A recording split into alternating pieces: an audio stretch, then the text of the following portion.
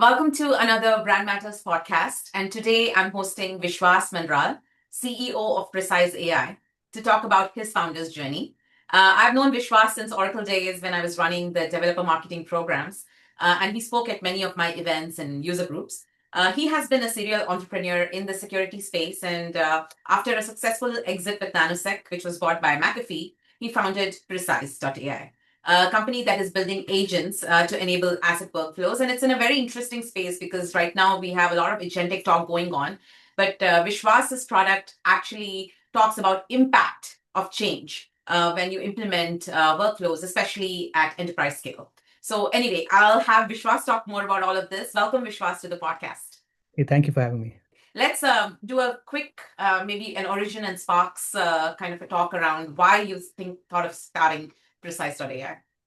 Sure. I mean, like most founders, the spark did not come from any spreadsheet or any sort of data, but it came from the frustration that we saw when, smart teams like our own teams were struggling, right, and failing at doing things that could easily be possible. And when we saw that, we were like, okay, you know what, we need to sort of take the journey. So what happened? I'll give you an exact example, right? We were using a lot of tools in McAfee. We had our own SaaS platform. It was running very well. We had a big team, but we would often get issues. But when we were trying to fix issues, find issues, debug issues, it was almost very problematic. And workflows are almost done manually, right? Where we had a key, we had to rotate it, we were trying to figure out who is using it, why has it been done, trying to close some machine, resize a machine. It was again the same journey. And my take was we cannot be running workflows in automated environments using emails, right, which is what we were all doing, and that's where it all came about for me, right? So when we look more broadly, right, into our customer data, we realize this problem is not just for McAfee or for our own cloud. This is actually a much more bigger problem. It's not a feature. It's actually I would say a platform that we could build it, and that's where we came in and said, okay,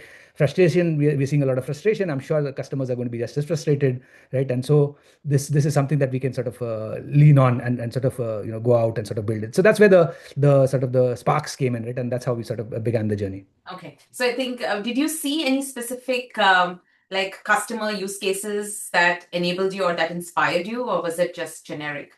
So we did look at our customers' data. So we looked at our own, because we were in a way we would be a good customer for our own product that we are now building as Precize.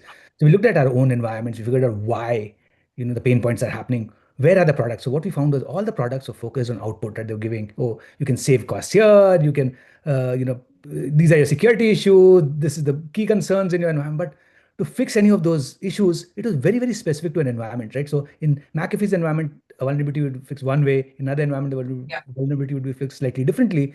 And there was no tool that was actually looking at your environment and to figure out how things are done in this environment and getting the context of it, figuring out what's happening, what's the impact of a change, and then being able to do things. And that's where went ahead and started. But I'll give you another point, right? Because you said customers. Yes, when you looked at customers' environments, right, our own data for our customers, what we figured out was nearly 40% of resources where they had put saying, Vishwas is the owner of this resource. We found that 40% of the resources had owners that like Vishwas who are no longer in the company. Okay. And this was for thousands of customers, right? And then we were like, okay, if that's the case, things are really bad in these environments where the data is really bad, running workflows is going to be really hard for them. And so, we went about. So I think then we can say that it's more like context aware kind of a solution that you're building right now, and more, I would say, data aware as well. Correct. Absolutely. It's context aware. It's aware of its own environment. That's one thing that AI does it. And that's how we are sort of leveraging AI. AI helps you understand a particular environment and be able to sort of, do things specific for a particular environment, right? And we're now able to do that. People are now calling it, and the way I see VCs talk about it is, hey, there was software as a service, and now we are going to services as software, because a lot of services can now be done through software, because AI can now learn your specific environment and tune the software as a service software to your environment. So in a way, you could put us in those kinds of bands. Take us through the product, like what the product does, the journey of the product, the features, the specific use cases that our audience would be interested in. Sure. So from Precize perspective, the product is sort of, again, is an agentic product. Like I said, it's an agent that helps you run infrastructure and I would say asset workflows. While there are hundreds of products out there that are looking at vulnerabilities and security issues and operations issues, Precize is focused totally on context. Instead of focusing on these other things, we are focused on who did it, how did something happen, why did it happen, what agent was used, what software was used, what's running in it. So we built very deep understanding of that sort of space, right? How do I build context? How do I manage context? How do I maintain context? Because context is not just one-time thing, right? I may Right. figure out this is what has happened, but there could be events in the enterprise. Vishwas leaves the company. Who is now supposed to own that asset? Yeah. What happens to that asset now? Who owns the identity? What happens to sub-identities that Vishwas may have created? What happens to keys that Vishwas may have created, right? And so Right. we built this very deep context by sort of using AI. AI, and how we use AI is multiple different ways, but the most basic form of AI that we use is we look at a lot of I would say people look at structured data. We also look at a lot of unstructured data, Mhm. data that could be in your Jira tickets, on your ServiceNow, and lots of different places where a lot of enterprise data currently stands, right? There's a lot of enterprise data, but it's in unstructured format. It's in emails, it's in Yeah. discussions, it's in groups. What we are able to do is pull out all the data from these unstructured sources, add it to data from structured sources, do a lot of correlations because, a lot of data we may not get, hold of. And the Yeah. reason is, think of it, right? A machine has already been created. Who created the machine cannot be known after the fact, right? So how do we actually collate and figure out this probably is the person who did it or this is what has happened? So we do a lot of that, and then, like I said, we sort of then run a lot of the things like what you'd call retrieval augmented generation, right? So what we have, like what you call contextual neighbors. This Mhm. environment looks like another environment, but the second environment doesn't have three pieces of context. This environment has all the 10 pieces of context. So we could probably correlate and say this, and the environment that's close to another environment, we could correlate a lot of the context from the first environment to the second one, right? And so we've done a lot of that. And then, in spite of all that, we could still be wrong, right? Because certain correlations are weak, certain correlations are strong. And when the Yeah. correlations are weak, we actually run workflows to make the correlation strong by actually doing attestation, right? So if I think, Vishwas has left and, Padmini has joined in place of Vishwas in the company, we actually tell Padmini, hey, Padmini, this is the resources that Vishwas owned. We are going to assign it to you. These are the things that you have done. You Mm. are the now new owner. Can you attest that you are now the new owner? So we do a lot of these things. We Right. trace track activities. We sort of look at unstructured data. We look at events, changes, Yeah. trace track that data. And now that we have the data, and this data, you have to understand, this is contextual data to run workflows. Now that we have that data, we can now help companies run workflows with more trust so they can feel more comfortable when they're running workflows. But then, as Precise, we also have agents, right? And this is something that we've recently added where we can now actually run a lot of your workflows. Because if you look at it at the broader picture, right, the Precise's view is this: the big pain point to run workflows or to adopt agentic AI, it is not about actions. Actions are easy because it's all an API-driven world. Yeah. Pain is actually the trust. What if I take this action? What happens to my resources? What happens to my assets? What happens to my identity? What downstream impact may happen as a result of this action? And so when that happens, people do not necessarily give automation or agentic AI, the capabilities to actually do those actions. With Precise Fabric, you can now run agentic actions yourself. You can have human in the loop, or you can enable or allow Precise to do those actions. Got it. Got it. I know that you talked about models. I'm sure you're using some machine learning models, but is there any LLM or Gen AI component to this at all? Yeah, absolutely. This is, a lot of the capabilities that I talked about, right? We from to extract entities from unstructured data. Like I said, Yeah. there could be discussions that are happening. We are having a discussion. There could be a transcript of the discussion. Before generative AI, we would use BERT, right? Model like BERT, and this is something that we did in McAfee itself Yeah. to figure out, through looking at the transcript, what did Vishwas talk about? What did Padmini talk about? What are the relationship between them, right? So this is Yeah. called named entity extraction, relationship extraction, right? All these things were very, very hard with pre-generative AI Yeah. models. With generative AI, we've of course used a lot of different models for various different cases, but we are able to do a lot of these things now because of generative AI. But I'll give you the most interesting case, right? We had similar problems when we were working with BERT in a previous job. When we were using BERT, right, which is the previous generation of generative AI, we tried to extract entities out of these discussions. It would sometimes extract names properly, but sometimes it would not extract names properly, right? Mm. Because it's not, and to actually have somebody extract those names, we would actually now need a machine learning engineer who would tune things to get it going. The same problem happened after we used GPT, right? We used Mhm. GPT and we tried to extract names. It worked, but once you've got, so it worked very well with names like, Indian names as an example. It worked very well with American names kind of thing, right? Like John and Mhm. Peter, Paul. But once we went into, say, Eastern European names, right? The spellings are very different. The name from Peter is Piotr as an example. I would not extract it. With Right. things like, with generative AI, what we've been able to do is be able to very easily extract those names by just giving a different prompt saying, hey, don't use just specific name, think of global name, think of names from these countries or this thing also, and it's able Right. to extract it out. So a lot of things. So this is just a very basic example, but generative AI is used in various different aspects of our product, and we use what we call spec driven development. In a lot of cases, our development, a lot of code is actually developed by automatically by AI, because we sort of give it specs. This is what Yeah. you want to do, this is how you do it, it does Yeah. that. Our product also has, like I said, what you call retrieval augmented generation. I think I gave you an example of it earlier, Yeah. which is what we call neighbors of contextual neighbors that things that have similar context but are not necessarily all the same. So how do we correlate context between different assets or entities by Yeah. identifying which are contextual neighbors? Because you have 20 different properties of any asset. Some Correct. properties will match, some would not. So which are neighbors, which are not, it's very hard to know. So we use AI for a lot of different purposes. And then because we have created an agent, right, we have to use AI. We use AI for planning, for actions, for creating reports. So Yeah. yeah, AI used to be called what is it, prompt engineering. Now it's more context engineering. So we do a lot of context engineering. We do a lot of some fine tuning, I would say, not a lot of it, some fine tuning of the models, which Okay. changes the model weights a bit. But no, we do not create new models per se, or we do not create new foundational models. Got it. Got it. And how easy or difficult was it for your engineering team to embark on this journey? I ask that question to every founder. That's a very good question. That's actually been one of the key challenges, right? Yeah. As startups, people know, right, when people are joining a company, they know they're going to have to work hard, things may change, things may update. But this AI movement is slightly more than that, right? It's now they have to change the way they work, right? They have to change the way they've done things forever, right? They coded in Java, started from a particular way. Now a lot of things can actually be done by AI itself, right? And so instead of becoming doers, a lot of times we have to become checkers, we have to become planners, right? Instead Yeah. of actually doing a lot of these things, especially when you start off the coding, right? Correct. And so people have to adjust to those things. And like humans, all humans, we have had inertia in our company. Yeah. It's taken some solid pushing to get those engineers to sort of change their ways, especially those who are more senior, right? Because they are entrenched in their ways. But now Yeah. we've sort of moved forward. Like I said, we are doing spec-driven development. We're doing a lot of the AI in our systems, and a lot of it without having AI ML engineers like we had in McAfee in our Yeah. previous company. Yeah.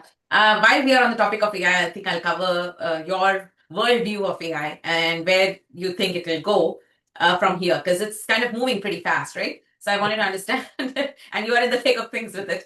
So I wanted to understand that thought process. Yeah, from our perspective, right, the world is changing. There's a new tool, with AI. We cannot go into if there's a fight with guns, we cannot go with a stick, right? We have to use the right tool for the purposes, right? So we have to sort of adopt AI. That's one way I look at it. I think we are very early in the journey of adoption of AI, but there's a long way to go.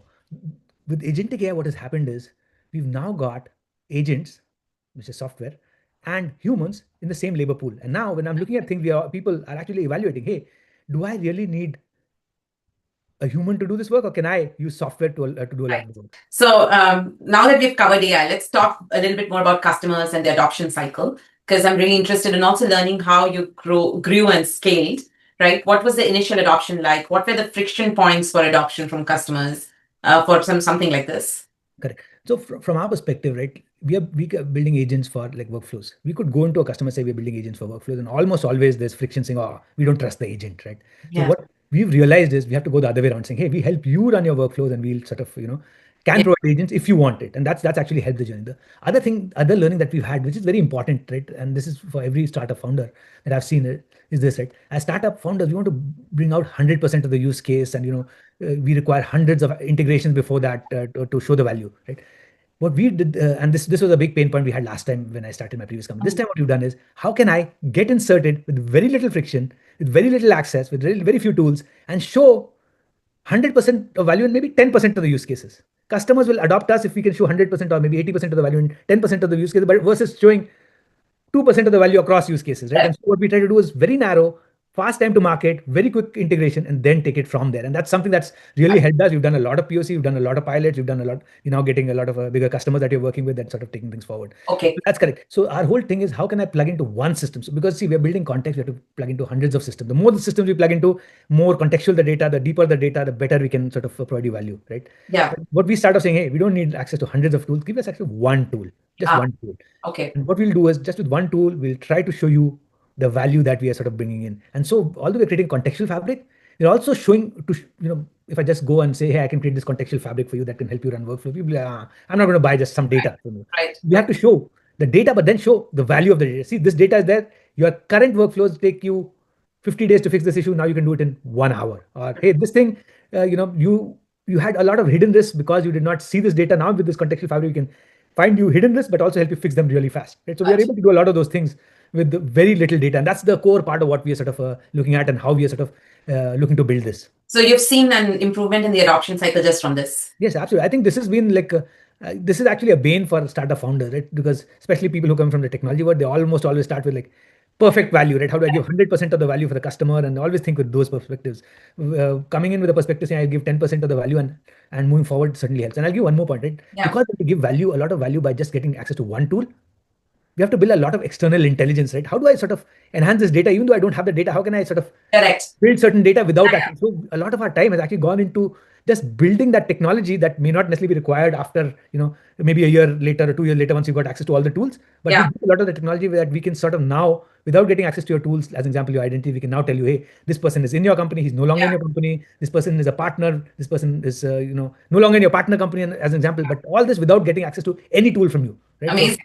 So, amazing. And are there any specific verticals that you're working on, like in banking or regulated industries, things like that? The adoption for us, right? The interest is, a lot of it is there in technology companies, right? As you know, technology companies really want to go really fast. But then in technology companies, what we've also seen is people want to do it themselves. Whenever new technology comes out, this is not unique for AI. We had the same thing in the cloud. Whenever you come up with a cloud tool, they say, hey, we can build it ourselves. Right? Yeah. And that always is the case, unless after some time when the technology is not so cool, then they start buying your product. So that's the technology side. But where we have seen more interest is companies that are using AI, that are more that are using AI for the business logic, right? Like in the pharma world, or like you said, the finance world and others, where they have key critical pain points running workflows in the infrastructure. Can I use AI to help me not grow my team by as much as my my infrastructure is growing? So people are buying infrastructure a lot, but they don't want to grow their teams so much. So they're like, hey, can you help me by automating my workflow, by giving me all the right context, by sort of enriching my team to be able to sort of do things with the number of resources I already have. Got it. This is amazing. So what's the future of Precize from here? So the future of Precize, I see again, I'm no sort of, I don't know the future. I don't know where it'll be, but I can say the area we are in, the field we are in is important. It's growing. I'm sure it'll become really big in the future. I think we've timed the market in a way that, we come in at the right time, because, that's another issue with startups and technologists, right? We almost always feel that, the technology is going to change tomorrow and the world will be totally different. Yes. Forget the friction that these enterprises really have, right? Correct. Okay, it's going to take them 5 years to adopt something that we think can happen in a day, right? And so I think the way we've positioned our product, the way we've sort of going to market, we think we have the right product to get revenues now and take us into the long-term future. So we hope and think that the future is probably bright and we can do a lot of things from here. Yeah. I know the world is headed this way. See, this is the problem that I've had, right? Like in a previous company too, I built what you'd call a service mesh, but we started off in 2015. Right. I think Googles of the world started building a service mesh in 2017. I don't know. We built it in 2015. We're too ahead of the market, and we think we're doing right. And I know because I've sort of hands-on and I know what problems there are, but it takes a long time for the market to mature to that level, and come together. And so, but you stuck around. And then I think you did well, right? So I think similar trajectory here as well. So amazing. So now that you talk about that journey, I want to talk a little bit more about entrepreneur's journey, and what are some of the key, I would say, learnings that you've made through all of these serial startups that you've founded and sold. Got it.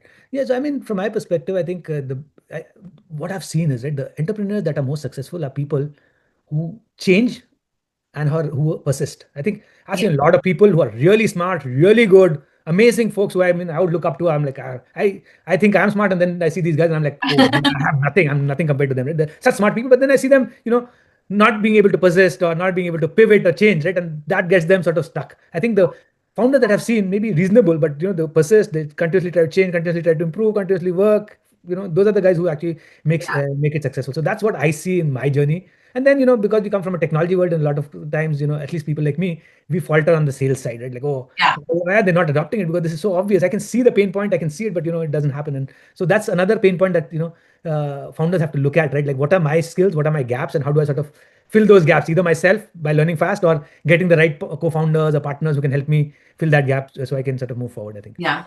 Amazing. Now, this was a fun conversation, Vishwas. Thank you for joining me. And I'm definitely going to share the Precize.ai website link and sign up link with all the audience. And for everyone else, I'll meet you at the next podcast. Yeah, thank you so much. Thank you. It's a pleasure. Thank you. All right. Bye.